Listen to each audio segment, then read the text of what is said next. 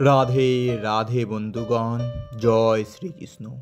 সমগ্র শ্রীমৎ ভগবদ্গীতা এবং বাংলা অনুবাদ শুনতে সঙ্গে থাকুন। আজ শ্রীমৎ ভগবদ্গীতার নবম অধ্যায় রাজগুহ্য যোগ, শ্লোক 17 এবং 18। ওম নমো ভগবত বাসুদেবায়। পিতাহমস্য জাগত মাতা ধাতা পিতামহ বেদাং পবিত্রাম ওঙ্কার ঋক সামো যজুরেব চ। অর্থাৎ আমি এই জগতের পিতা, মাতা, বিধাতা ও পিতামহ। আমি জ্ঞেয় বস্তু, শোধনকারী ও ওঙ্কার। আমি ঋক, সাম ও যজুর্বেদ। এর তাৎপর্য, শ্রীকৃষ্ণের শক্তির বিবিধ ক্রিয়ার ফলেই চরাচরে সমস্ত সৃষ্টির অভিব্যক্তি হয়। সংসারে আমরা বিভিন্ন জীবের সঙ্গে নানা রকম আত্মীয়তার সম্বন্ধ স্থাপন করি।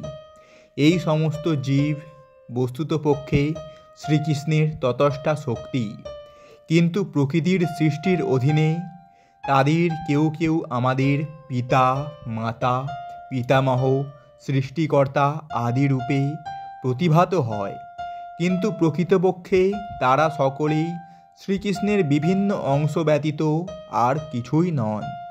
এভাবেই আমাদের মাতা পিতারূপে প্রতিভাত হয় যে সমস্ত জীবসত্তা, তারাও শ্রীকৃষ্ণ ছাড়া আর কিছুই নয়। এই শ্লোকে ধাতা শব্দের অর্থ হচ্ছে সৃষ্টিকর্তা। আমাদের পিতা মাতা যে কেবল শ্রীকৃষ্ণেরই বিভিন্ন অংশ তাই নন, পরন্তু সৃষ্টিকর্তা, পিতামহী ও পিতামহ প্রমুখ সকলেই শ্রীকৃষ্ণ। শ্রীকৃষ্ণের অপরিহার্য অংশ হওয়ার ফলে বস্তুতপক্ষে প্রতিটি জীবই হচ্ছেন শ্রীকৃষ্ণ। তাই সম্পূর্ণ বেদের একমাত্র লক্ষ্য হচ্ছে শ্রীকৃষ্ণ। বেদের মাধ্যমে আমরা যা কিছু জানতে চাই তা ক্রমশ শ্রীকৃষ্ণের স্বরূপ তত্ত্বের দিকেই আমাদের এগিয়ে নিয়ে চলে। যে তত্ত্বজ্ঞান আমাদের অন্তরকে কলুষমুক্ত করতে সাহায্য করে তা বিশ্বরূপে শ্রীকৃষ্ণ। তেমনি যে মানুষ সম্পূর্ণরূপে বৈদিক তত্ত্বজ্ঞান জানবার প্রয়াসী, সেও শ্রীকৃষ্ণেরই অবিচ্ছেদ্য অংশ এবং সেই কারণে শ্রীকৃষ্ণ থেকে অভিন্ন। সমস্ত বৈদিক মন্ত্রগুলির মধ্যে ওং শব্দটিকে বলা হয় প্রণব, এবং সেটি হচ্ছে অপ্রাকৃত শব্দতরঙ্গ, তাই সেটিও শ্রীকৃষ্ণ। আর যেহেতু ঋক, সাম, যজু ও অথর্ব এই চার বেদের সমস্ত মন্ত্রের মধ্যে প্রণব বা ওঙ্কার হচ্ছে অত্যন্ত বৈশিষ্ট্যপূর্ণ, তাই বুঝতে হবে সেটিও শ্রীকৃষ্ণ। শ্লোক 18। ওম নমো ভগবত বাসুদেবায়। গতির্ভর্তা প্রভু সাক্ষী নিবাস স্বরং সুহৃৎ প্রভাব প্রলয় স্থানং নির্ধাং বীজম বয়ম। অর্থাৎ আমি সকলের গতি, ভর্তা, প্রভু, সাক্ষী, নিবাস, স্মরণ ও সুহৃৎ। আমি উৎপত্তি, নাশ, স্থিতি, আশ্রয় ও অব্যয় বীজ। এর তাৎপর্য, গতি শব্দে এখানে গন্তব্যস্থানকে বোঝানো হয়েছে, যেখানে আমরা যেতে চাই। কিন্তু সকলেরই পরম গতি হচ্ছেন শ্রীকৃষ্ণ, যদিও সাধারণ মানুষ এই কথা জানে না। যারা শ্রীকৃষ্ণকে জানে না তারা নিশ্চিত রূপে পথভ্রষ্ট। তাদের তথাকথিত উন্নতির পথে প্রগতি প্রকৃতপক্ষে অসম্পূর্ণ অথবা ভ্রমাত্মক।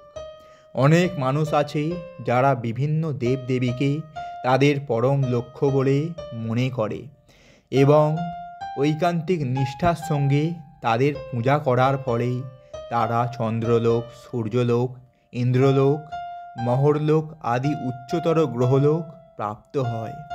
কিন্তু শ্রীকৃষ্ণের দ্বারা রচিত এই সমস্ত গ্রহগুলি যুগপৎভাবে কৃষ্ণ, আবার কৃষ্ণ নয়।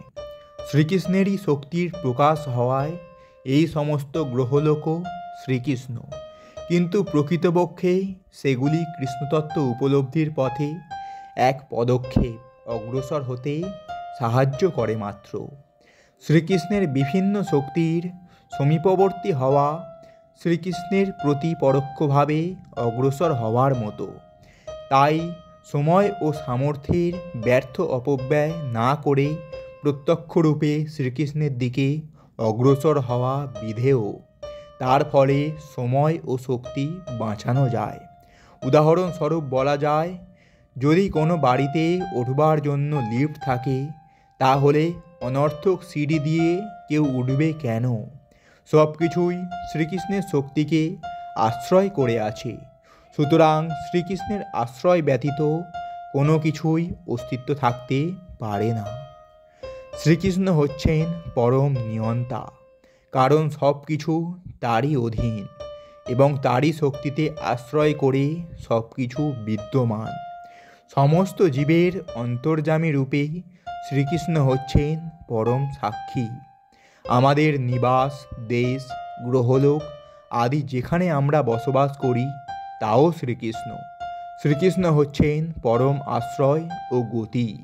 তাই আমাদের সুরক্ষার জন্য অথবা দুঃখ দুর্দশা দূরীকরণের জন্য তারই শরণাগত হওয়া উচিত।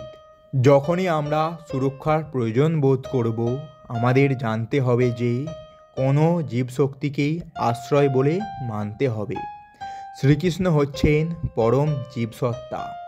যেহেতু শ্রীকৃষ্ণ আমাদের সৃষ্টির উৎস অথবা পরম পিতা, তাই শ্রীকৃষ্ণ অপেক্ষা অন্য কেউ সুহৃদ হতে পারে না, অন্য কেউ হিতৈষী হতে পারে না। শ্রীকৃষ্ণ হচ্ছেন সৃষ্টির আদি কারণ এবং প্রলয়ান্তে পরম আশ্রয়। তাই শ্রীকৃষ্ণ হচ্ছেন সর্বকারণের পরম কারণ। তো বন্ধুগণ, এটাই ছিল শ্রীমদ্ ভগবদ্ গীতার নবম অধ্যায় রাজগুহ্য যোগের 17 এবং 18 এই রকম সম্পূর্ণ শ্রীমদ্ ভগবদ্ গীতা এবং বাংলা অনুবাদ শুনতে আমাদের এই চ্যানেলটি সাবস্ক্রাইব করুন এবং সঙ্গে থাকুন। রাধে রাধে, জয় শ্রীকৃষ্ণ।